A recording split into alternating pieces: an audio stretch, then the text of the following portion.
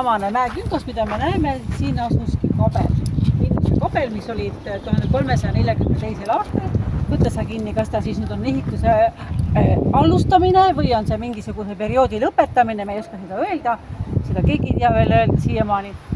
Ja kes see muu kui jälle üks neitsi, kes on puhas ja süütu ja loomulikult ka sümbol ja tugevuse näitaja, suunatud siis samamoodi siia Venemaa poole peale, sest tollel ajal ju oli siin pool Liivimaa lõpp või siis paiktusid, aga see rist jäi veel hõljuma 3 kuuks umbes, ilma ühegi toeta, lihtsalt hõljus. Või tuleb jälle mingi ime appi, ta läks siia sama kabelisse, siin ta siis palvetas kogu öö ja hommikul siis mõtles, et kui ei ole pead, ei ole ka väge, võttis oma vibu, ronis siis torni ja suunas pilgu siis sinna laagri poole, leidis pealikku ja lasi lendu oma vibu ja noole, tähendab jah, lasi lendu oma noole ja tabas pealikku, pealik ei peata, õigemini vägi ei peata ja seekord siis taganes.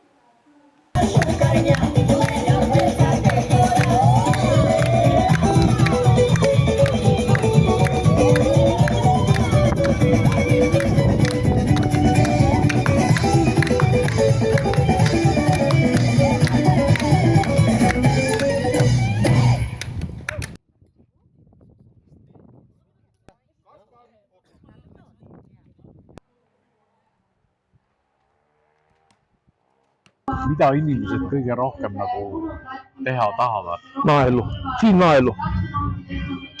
Aga on kohti, kus eriti tütarlapsed tahavad mugasid endale. Ja nemad on palju hakkavamad ja see mitte kunagi jätta pooleliga seda. Aga kuidas need naelad välja tulevad näiteks? No korralikult teevad ikka. Inimene tahab, tal ei ole lihtsalt võimalust kuskil teha ega midagi. Nii nagu paljudel lastel.